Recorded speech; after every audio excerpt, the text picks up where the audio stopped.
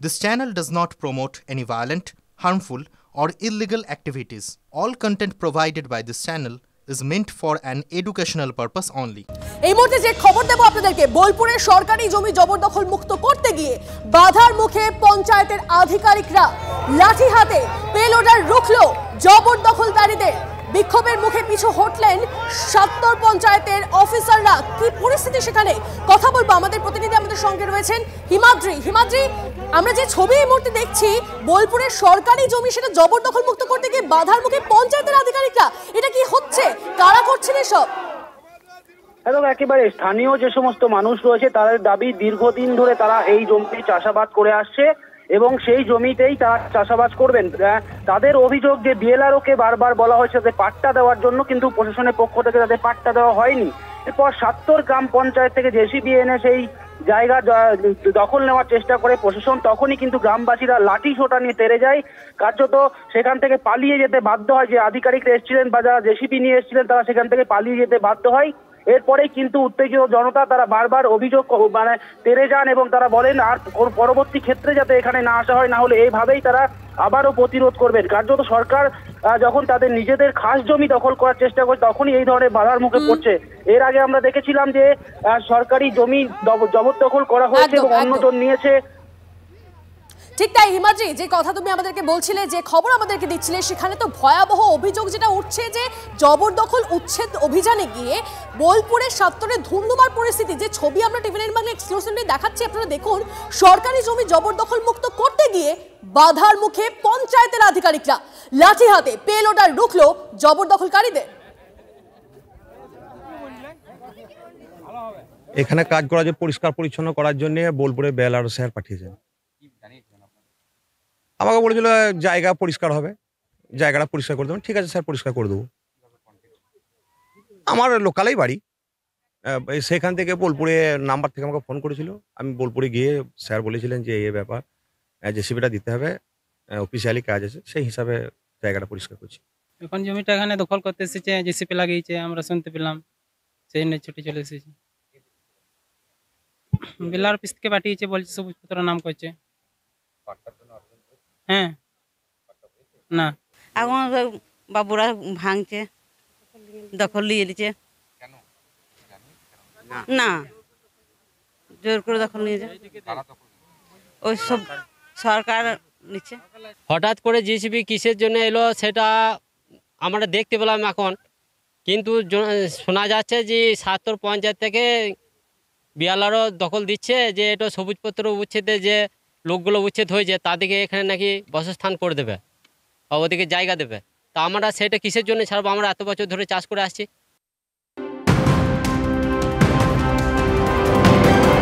UEM Jaipur is a perfect target for prospective students aspiring for good jobs, good education with future-ready skills. এই মুহূর্তে passport কেলেঙ্কারিতে আরো একটা update আসছে, আপনাদেরকে জানিয়ে রাখি। জাল পাসপোর্ট ধরার ব্যাপারে রাজ্য পুলিশের উপর আর ভরসা নয় বিএসএফ এর। কাস্টমস এবং অভিবাসনকে সঙ্গে নিয়েই সীমান্ত লাগোয়া অংশে জাল পাসপোর্ট চক্র ভাঙার কড়া নির্দেশ বিএসএফ এর ডিজি দলজিৎ সিং চৌধুরীর। কথা বলবো আমাদের প্রতিনিধি আমাদের সঙ্গে রয়েছেন সায়ন্ত, সরাসরি সায়ন্তর সঙ্গে কথা বলবো। সায়ন্ত, এই যে জাল পাসপোর্ট নিয়ে এত কিছু হচ্ছে, তার মধ্যে এই জাল পাসপোর্ট ধরার ব্যাপারে রাজ্য পুলিশের উপর বিএসএফ ভরসা করতে পারছে না কেন? কি তথ্য পাচ্ছ? দেখো, বিএসএফ সূত্রে যেটা জানা যাচ্ছে যে রাজ্য পুলিশের তরফে যে ধরনের সাহায্য পাওয়ার কথা সেই সাহায্য মিলছে না সামান্যটুকু তথ্য। কাদেরকে ধরা হচ্ছে, কোথায় ধরা হচ্ছে, আদৌ যে সমন্বয় রেখে জাল পাসপোর্ট চক্র ভাঙার কথা ছিল সেটা কেউ সম্পূর্ণ করছে না রাজ্য পুলিশের যারা আধিকারিকরা রয়েছে। সেই জায়গায় দাঁড়িয়ে বিএসএফের ডিজি গতকাল যখন কলকাতায় আসেন তখন তার সঙ্গে বৈঠকে এই বিষয়টি তুলে ধরা হয়। বিএসএফ সূত্রের খবর, ডিজি তখন নির্দেশ দেন ইমিগ্রেশন অর্থাৎ অভিবাসন এবং কাস্টমসকে নিয়ে বিএসএফের যে এলাকা অর্থাৎ সীমান্ত থেকে 15 কিলোমিটার অংশের মধ্যে কোথাও যদি জাল পাসপোর্ট চক্র থাকে তাহলে সেই পাসপোর্ট পাসপোর্ট চক্রটাকে ভাঙতে হবে বিএসএফকেই। সেক্ষেত্রে রাজ্য পুলিশ সাহায্য করুক বা না করুক, বিএসএফের সেই এলাকার কমান্ডারকেই দায়িত্ব নিতে হবে। একই সঙ্গে যেটা বিএসএফ সূত্রে জানা গিয়েছে, রাজ্য পুলিশকে বারবার এই ব্যাপারে অ্যালার্ট করা হবে যে তারা এই কাজটি করতে চলেছেন, কারণ রাজ্য পুলিশকে না জানিয়ে কোনো কাজ বিএসএফ করতে চায় না। কিন্তু রাজ্য পুলিশ যদি কোনো কাজ না করে সেক্ষেত্রে কিন্তু বিএসএফকে যাবতীয় ভূমিকা পালন করতে হবে। যেহেতু অনুপ্রবেশ ইস্যু হোক বা জঙ্গি ইস্যু, সব ক্ষেত্রে বিএসএফের দিকে আঙুল উঠছে, সেই কারণে ডিজি বিএসএফকে নির্দেশ দিয়েছে যে এবার থেকে রাজ্য পুলিশের উপর ভরসা করলে চলবে না, যাবতীয় দায়িত্ব বিএসএফের যেটা ওই এলাকার ব্যাটালিয়ান আছে, ব্যাটালিয়ানের যারা কমান্ডার আছে তাদেরকে দায়িত্ব পালন করতে হবে। একই সঙ্গে নির্দেশ দেওয়া হয়েছে যে যে ইন্টেলিজেন্স উইং রয়েছে, সেই ইন্টেলিজেন্স উইংই এই ব্যাপারে যাবতীয় সাহায্য করবে বিএসএফের কমান্ড ব্যাটালিয়ানকে। সেই উইং বিভিন্ন জায়গায় ছড়িয়ে দিতে নির্দেশ দেওয়া হয়েছে। তারা ঘুরে ঘুরে দেখবে কোথায় এই শিকড় ছড়িয়ে রয়েছে, অর্থাৎ সে জাল পাসপোর্ট চক্র শিকড় বিএসএফ সীমান্ত লাগোয়া অংশে ছড়িয়ে রয়েছে নাকি সীমান্ত থেকে অনেক ভেতরে ছড়িয়ে রয়েছে। অর্থাৎ সব মিলিয়ে সায়ন্ত এই বিষয়ে আর রাজ্য পুলিশের উপর ভরসা নয়, তারা নিজেরাই বিএসএফ আরো নিজেরাই নিজেদের মতো করে ঘুঁটি সাজাচ্ছে এবং তারা নিজেরাই আরো বেশি করে সক্রিয় হচ্ছে। অবশ্যই আমাদের নজর থাকবে। অনেক ধন্যবাদ সায়ন্ত তোমাকে। দেখুন, পাসপোর্ট জালিয়াতির তথ্য সন্ধানে মরিয়া কলকাতা পুলিশ। ২ পরগনা, হাওড়া, হুগলির পোস্ট অফিসে নজর গোয়েন্দাদের। সমরেশের চক্রের এক সদস্যকে ডেকে জিজ্ঞাসাবাদ পুলিশের। আমতা পোস্ট অফিসের অস্থায়ী কর্মীকেও জিজ্ঞাসাবাদ। কিন্তু কেন আমতা পোস্ট অফিসের অস্থায়ী কর্মীকে জিজ্ঞাসাবাদ কেন, কি চলছে সেখানে, কি তথ্য পাচ্ছেন পুলিশ? কথা বলবো আমাদের প্রতিনিধি, আমাদের সঙ্গে রয়েছেন সুপ্রিয় সরাসরি। সুপ্রিয়, দেখো, এর আগে যেটা আমরা দেখতে পেয়েছিলাম যে পঞ্চশার পোস্ট অফিসের একজন অস্থায়ী কর্মী দীপক মণ্ডল, যাকে তদন্তকারীরা গ্রেপ্তার করেছিলেন, যার সঙ্গে এই সমরেশ বিশ্বাসের একটা যোগসূত্র ছিল এবং তার মাধ্যমেই কিন্তু বিভিন্ন বাংলাদেশি নাগরিকদের জন্য ভুয়ো নথি দিয়ে যে ভারতীয় জাল পাসপোর্ট তৈরি করা হতো, সেই পাসপোর্টগুলো এই দীপক মণ্ডল পঞ্চশার পোস্ট অফিসের অস্থায়ী কর্মী, তার মাধ্যমে পৌঁছে যেত সমরেশের কাছে বা সমরেশের বিভিন্ন এজেন্টদের কাছে। ঠিক একইভাবে কিন্তু রাজ্যের বেশ কয়েকটি জেলাতে, তুমি যে নামগুলো বললে, এরকম বেশ কয়েকটি জেলাতে কিন্তু এই সমরেশ বিশ্বাস এবং তার যে চক্র বা নেটওয়ার্ক, তার কিন্তু জাল ছড়িয়ে রয়েছে। ঠিক সেই জায়গা থেকে এই বেশ কিছু জেলার যে সমস্ত পোস্ট অফিসগুলো রয়েছে, সেই সমস্ত পোস্ট অফিস তদন্তকারীদের নজরে রয়েছে। আর সেখান থেকেই কিন্তু যেটা আমরা জানতে পারছি যে আমতার একটি পোস্ট অফিসের অস্থায়ী কর্মী, তারও কিন্তু এই সমরেশের যে চক্র জাল পাসপোর্ট তৈরি, সেই চক্রের সঙ্গে যোগসাজশ ছিল। এবং ঠিক পঞ্চশায়রে যেভাবে দীপক মণ্ডল যে কায়দাতে পাসপোর্ট পৌঁছে দিত, ঠিক একই কায়দাতে এই আমতা পোস্ট অফিসের এই অস্থায়ী কর্মী, সেও কিন্তু এই সমরেশের হাতে বা সমরেশের যারা এজেন্টরা রয়েছে তাদের কাছে এই সমস্ত ভুয়ো যে পাসপোর্ট তৈরি করা হতো জাল নথি দিয়ে, সেগুলোকে পৌঁছে দেওয়ার কাজ করতো। আর এই তথ্য জানতে পারার পরেই আমতা পোস্ট অফিসের যে অস্থায়ী কর্মী রয়েছে তাকে কলকাতা পুলিশের গোয়েন্দারা ডেকে ইতিমধ্যেই জিজ্ঞাসাবাদ করেছেন এবং তার কাছ থেকে জানার চেষ্টা করেছেন এখনো পর্যন্ত সমরেশ বা তার এই চক্রের সদস্যদের হাতে কত পাসপোর্ট তিনি পৌঁছে দিয়েছেন এবং সমরেশের চক্র, সেই চক্র কোথায় কোথায় ছড়িয়ে রয়েছে সেটাই এখন খোঁজার চেষ্টা চালাচ্ছে পুলিশ। অবশ্যই আমাদের নজর থাকবে। অনেক ধন্যবাদ সুপ্রিয় তোমাকে। এই নিয়ে বিরোধী দলনেতা শুভেন্দু অধিকারী, তার বক্তব্য আমাদের কাছে এসেছে, কি বলছেন তিনি শুনুন। পাসপোর্ট জালিয়াতি নয়, এর সঙ্গে বড় র্যাকেট আছে। সীমান্ত দিয়ে পার করাচ্ছে, পাসপোর্ট করে দিচ্ছে, আধার কার্ড করে দিচ্ছে, ভোটার এপিক কার্ড করে দিচ্ছে। এটার বড় শুধু পাসপোর্ট নয়, এর ব্যাপ্তি অনেক বড়। এই কেস এনআইএ এবং ইডি নিয়ে নেওয়া উচিত।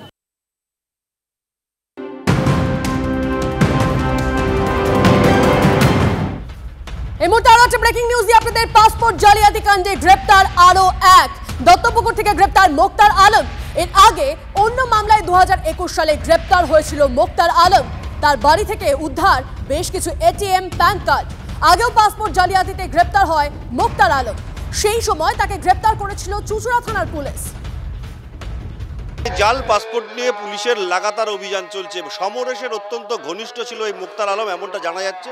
এটাই হচ্ছে মোক্তার আলমের বাড়ি। এই বাড়িতে বসে, যদিও ভেতরের তরফ থেকে কেউ কোনো কথা বলছে না, আমরা বারংবার দরজা খুলে কথা বলবার চেষ্টা করেছি। একবার তার ছেলে বেরিয়েছিল, যে তথ্য স্থানীয় মানুষজন বলছেন সাধারণ ভালো ছেলে হিসাবে পরিচিত ছিল এবং তার ছেলে যেটা বলছেন, মোক্তার আলম মূলত এক্সপোর্ট ইম্পোর্টের ব্যবসা করতেন। কিন্তু এক্সপোর্ট ইম্পোর্টের ব্যবসা করলে, শুধুমাত্র এক্সপোর্ট ইম্পোর্টের ব্যবসা করলে তো জাল পাসপোর্টে ধরা পড়তো না। তার বাড়িতে যখন গতকাল তল্লাশি চলেছে, তার ভোটার আধার আধার প্যান কার্ড যেমন নিয়েছে, তার সঙ্গে একাধিক ভোটার আধার প্যান কার্ড উদ্ধার হয়েছে, বেশ কিছু পাসপোর্ট উদ্ধার হয়েছে, এমনটা তথ্য সূত্রে জানা যাচ্ছে। ফলত জাল পাসপোর্ট কাণ্ডে ওতপ্রোতভাবে জড়িয়েছিলেন এই মুক্তার আলম। বাড়িতে মানুষের আনাগোনা ছিল না এবং স্থানীয় মানুষজন যেটা বলছেন যে এই হয়তো এমনভাবে ব্যবসাটা করতেন, এখানে শুধু থাকতেন কিন্তু ব্যবসাটা অন্যত্র হতো।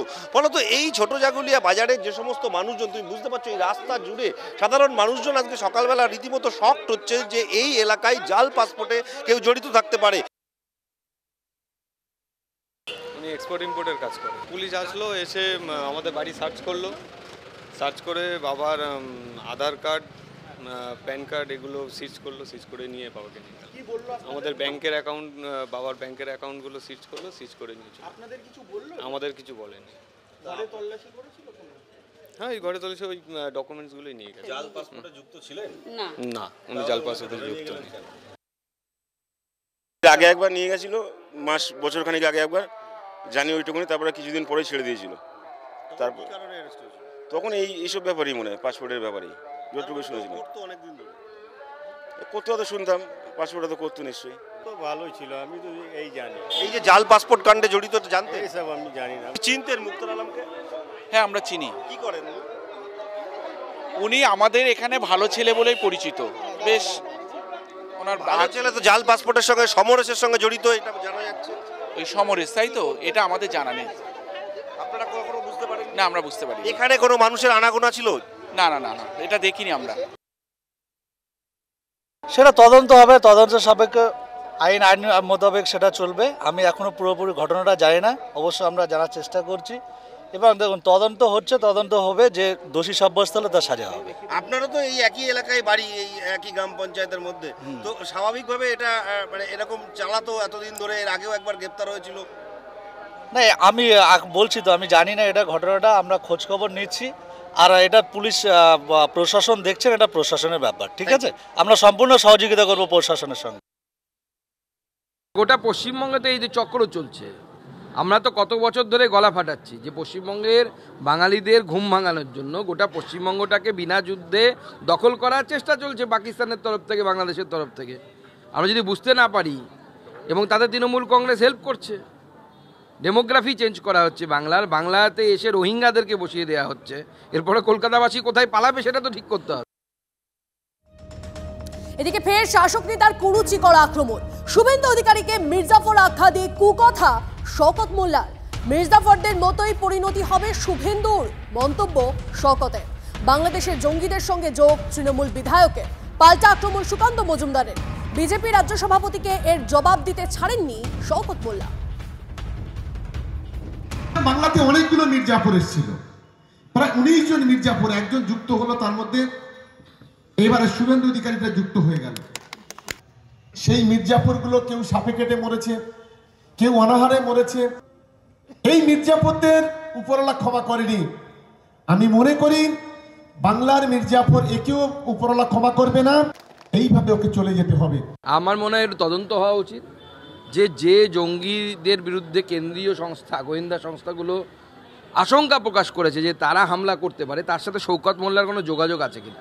কারণ আমার কাছে বিভিন্ন সূত্র মারফত খবর আসে যে শওকত মোল্লার সাথে বাংলাদেশের লোকেদের নিয়মিত যোগাযোগ আছে। তাহলে জঙ্গিদের সঙ্গে কি এদের সম্পূর্ণ একটা বড় যোগাযোগ আছে?